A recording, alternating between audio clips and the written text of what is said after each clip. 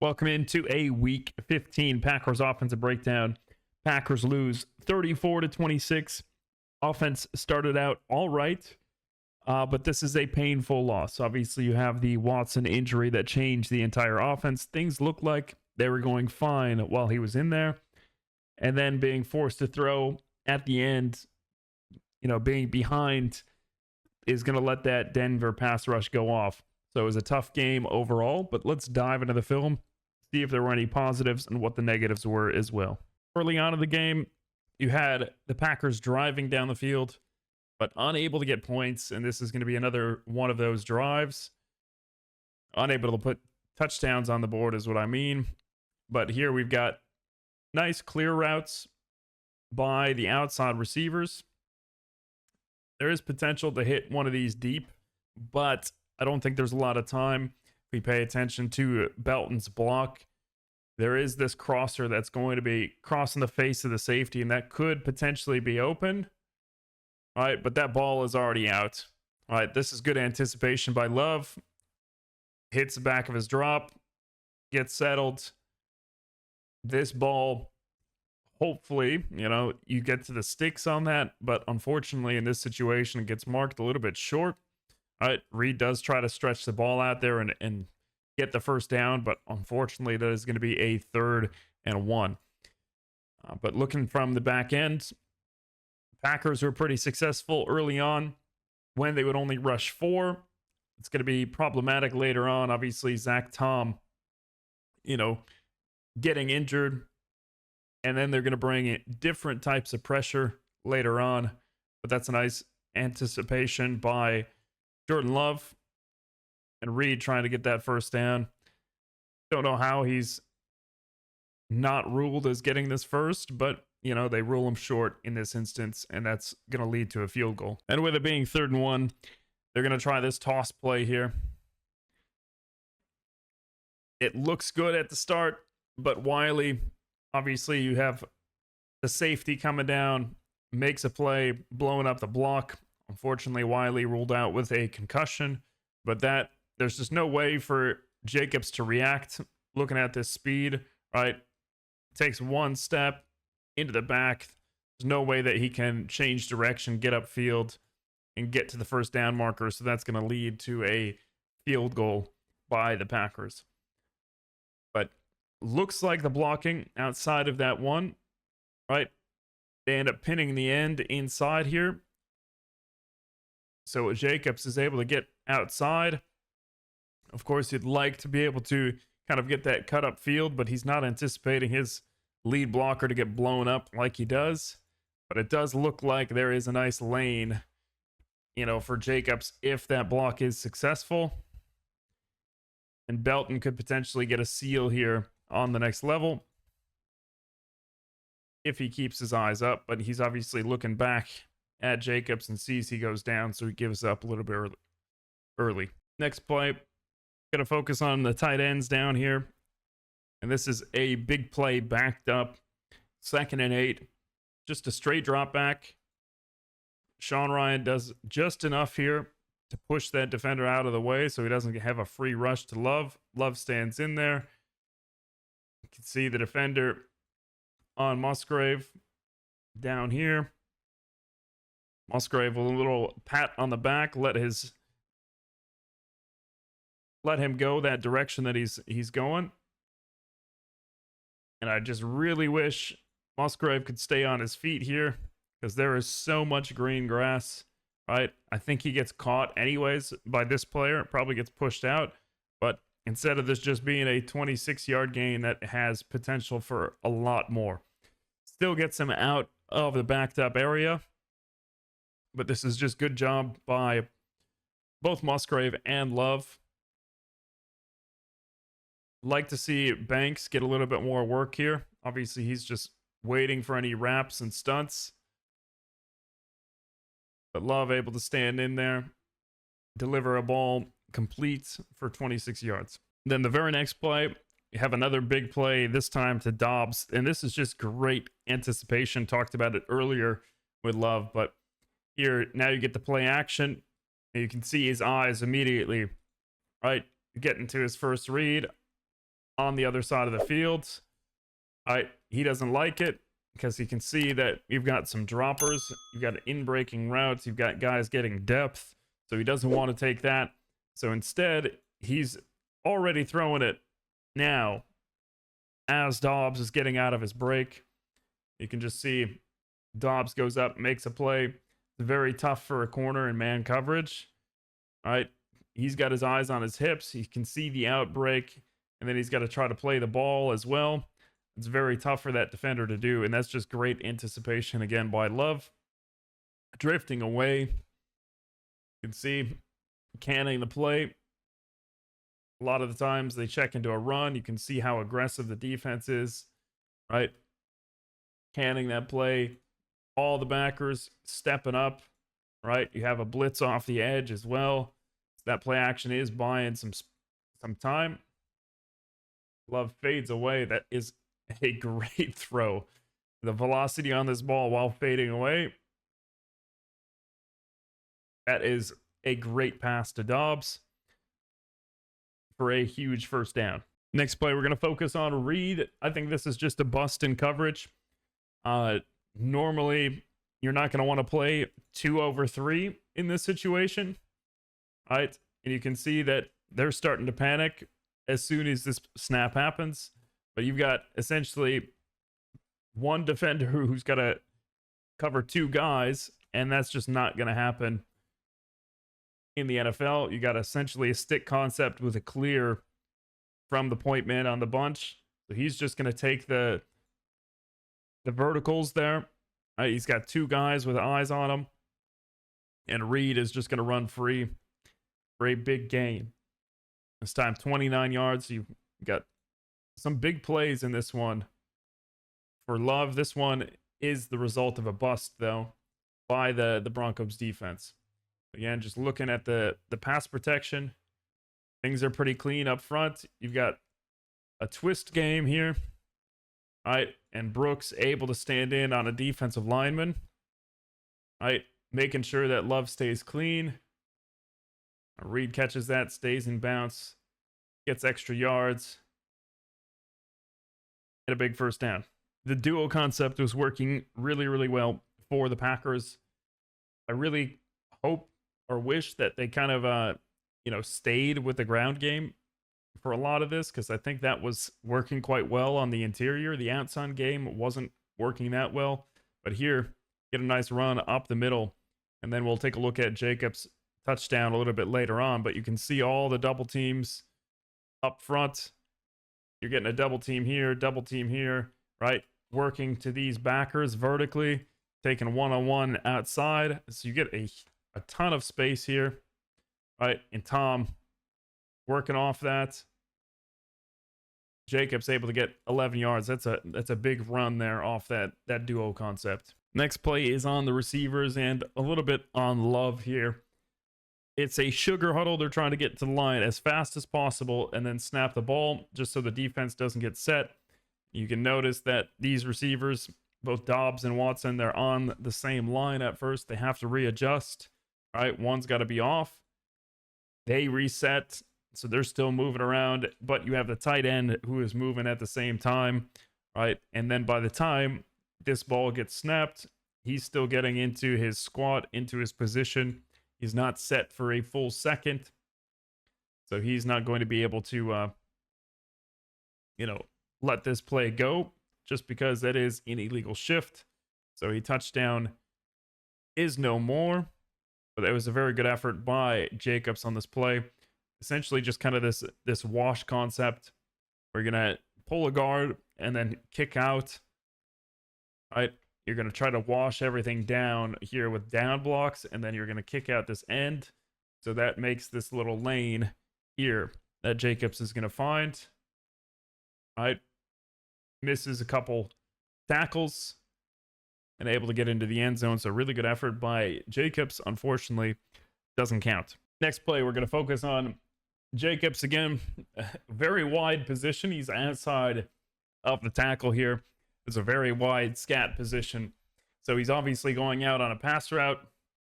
And this is just a one-on-one over Greenlaw. And this is just an incredible catch For some reason, the film quality this week is not great.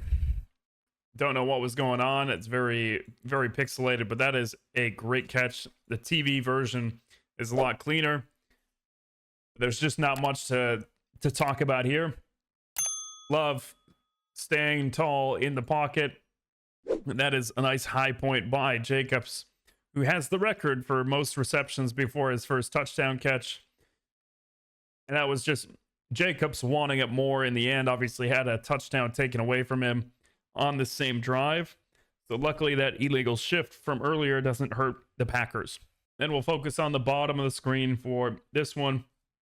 It is a 3rd and 4. I think the Packers get away with one here. It is a gifted pass interference.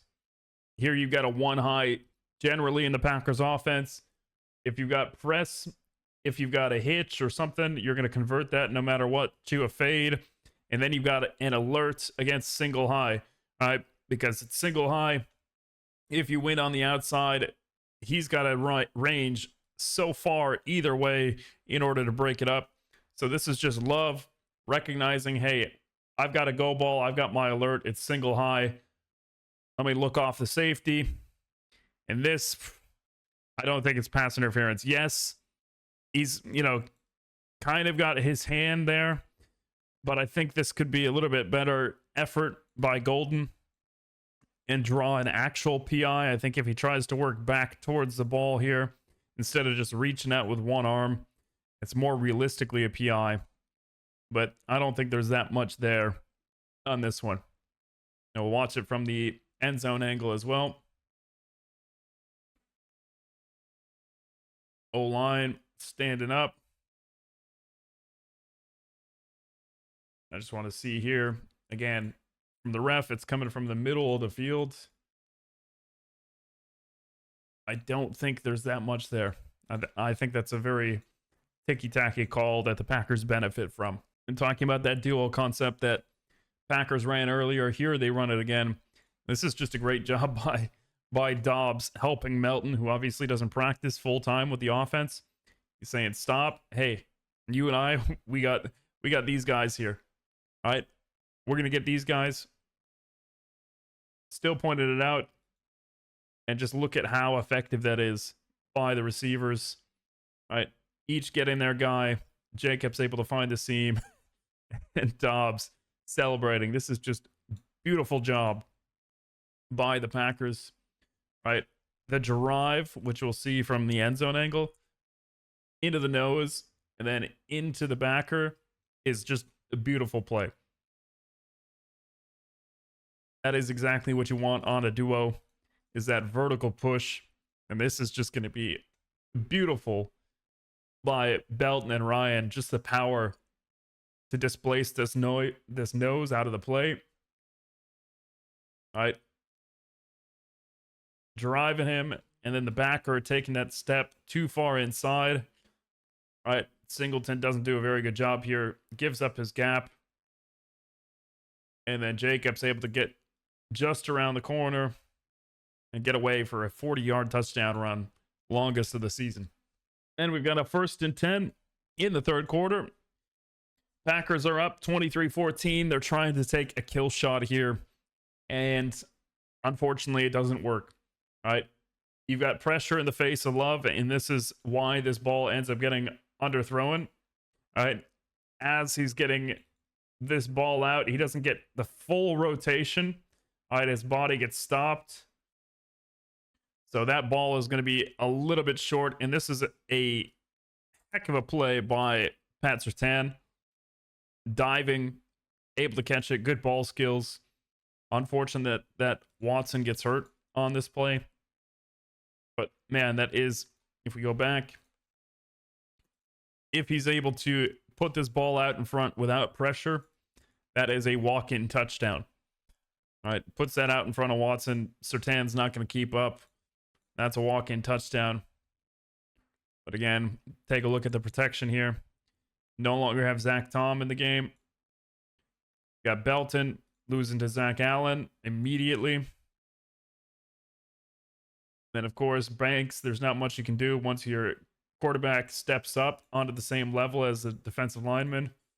I love taking that shot. Can't get everything into this throw. Doing as much as he can. And unfortunate, that is one of the top defensive players in the league making a good play.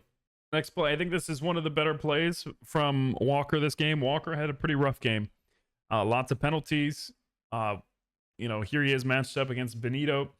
Lets him go inside, and he just takes him out of the play. And that's going to kind of ruin the integrity of the defensive pass rush. And it's going to allow Love to step up and scramble. You get good blocks downfield. And Love stumbling ends up getting around 24 yards here. So a really nice scramble. But we'll be able to see here on the pass rush, Walker does a good job of just kind of taking Benito where he wants to go on the inside. All right, gets him pushed into his teammates, but you can see the step up and then a broken tackle by Jordan Love. Not going down on first contact.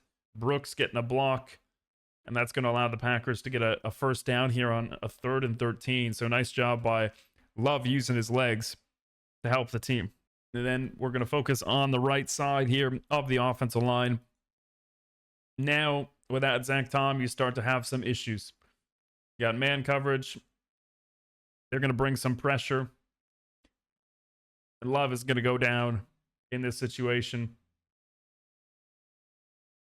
And we're just going to look at it from the end zone angle as well, because this is just a good job, a good wrap here by the Broncos.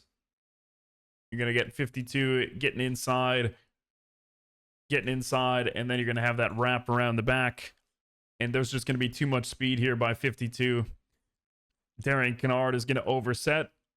All right, he's anticipating a chip here from the tight end. The tight end is a little bit late off the ball. All right, so he's not able to get anything on him. And Kennard gets his eyes off.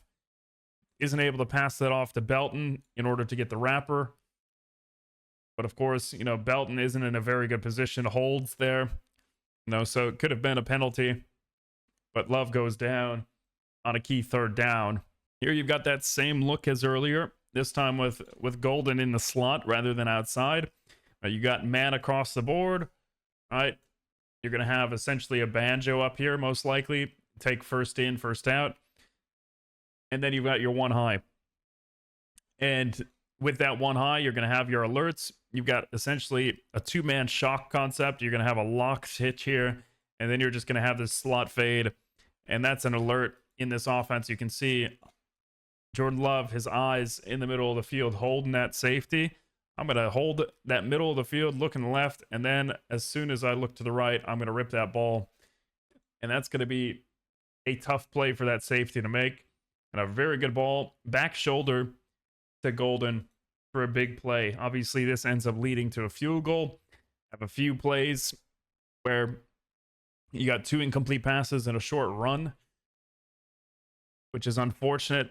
And that was kind of the story of this game. The Packers couldn't finish their drives with touchdowns. And instead, taking all those field goals is going to hurt them at the end of this one. Then we've got 4th quarter. We get a 2nd and 8. This is going to Wicks. And I think this is good anticipation by Love. I think the ball is a little bit behind. Speed it up.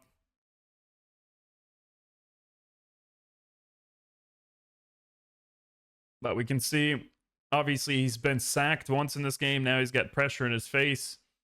He's delivering that ball behind Wicks. I really wish this gets put out in front of him, because if he can catch this on the run, he's going to have an angle on the safety, right, where he's going to get a bunch of extra yardage, right? He might get destroyed by the safety if he's coming down fast, but thrown behind, Wicks isn't able to come down with it, and that results in that pick, the 2nd of the game. So something that we'll look at in the defensive review as well. The Packers defense had a ton of chances to intercept the ball. They weren't able to come up with it. Whereas the Broncos, if that ball was tipped up in the air, they came down with a couple of them. And that kind of changes this game significantly. And we've got a 2nd and 7. This is similar to the first sack that I showed. You're going to get 6 up again on the line. You're going to get a different look, though.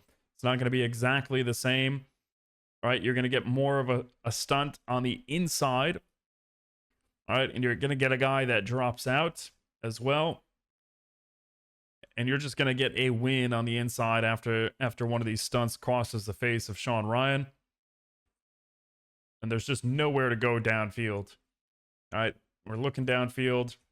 It's essentially locked up, you know, underneath. You could get a little check down and get a few yards and survive another down because this is a 2nd and 7. But this is locked up. This is locked up. This is going to be locked up as well. So there's really nothing there for Love. He's just trying to escape and make a play. Not able to make anything happen. We'll take a look from the end zone angle. See that game up front. All right, Ryan just gets beat a little bit. All right, gets his hands on him, but gets punched back. All right, not able to get his feet moving in a favorable direction. And that's going to result in a sack. Then the last play that we will look at, it is a 4th and 9. A sack again. This essentially seals it. The Packers do get one more possession after this, but there's no way that the Broncos are going to let anything happen in this situation. Just looking at this, it's a 4-man rush. There's really not much downfield. All right, they know that Packers have to get a first down here, so you're playing at the sticks. You got a couple guys here at the sticks, and then you got match if it goes vertical. And this is just lockdown coverage with a good pass rush. Broncos able to step it up in this situation. I'll see here. Got Darian Kennard, 1-on-1.